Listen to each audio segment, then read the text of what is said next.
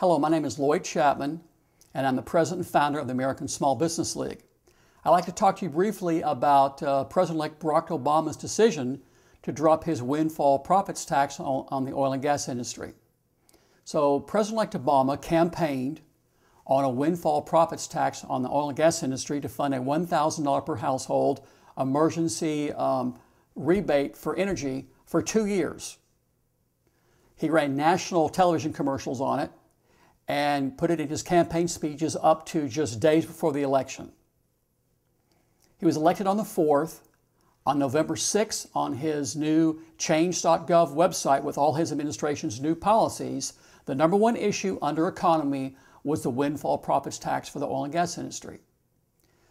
Less than 3 days later, on the 8th, it was pulled, never to be seen again.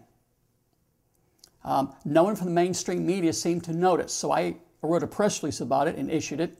It was picked up by, I guess, every major newspaper in the country. Even some newspapers in England ran it.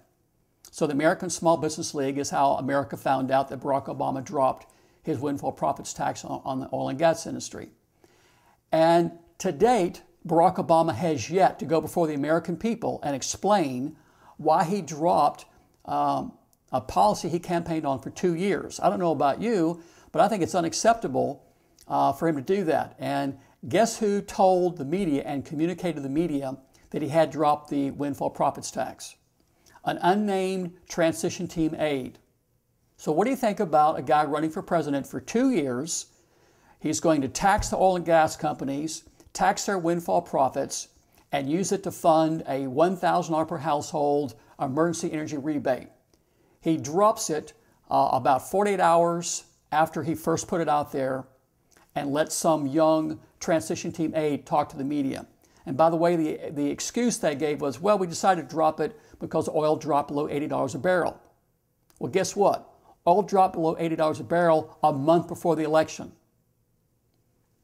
And something else a lot of people don't know, but the oil and gas companies were making windfall profits back when oil was $20 a barrel. If you go back and Google windfall profits on oil and gas industry, you'll see that those stories came out 6, 7 years ago when the price of oil was less than half what it is right now. So the oil and gas industry has made windfall profits, on fuel for years and years and years, regardless of what the price of a barrel of oil is. And Barack Obama knows that. So from the date he put that policy out there on November 6th to the time he pulled it, that 24-hour time frame or 48-hour time frame, the price of oil didn't drop. So the excuse doesn't hold water. It's unacceptable that he didn't go before the American people and tell them why he dropped it. He still hasn't. And I'm afraid that's an indication of the kind of integrity that we can expect from Barack Obama. And I endorsed him during the primary. I campaigned for him. I did radio shows. I get up at 4:30 in the morning and do drive time radio shows on the East Coast. And I did, I think, 6, 7, 8 a day. I had a chance to meet him when he was in California and talk with him briefly, and he was my hero. I thought we finally got a president here that's going to be the president for all Americans, but it looks like I was wrong.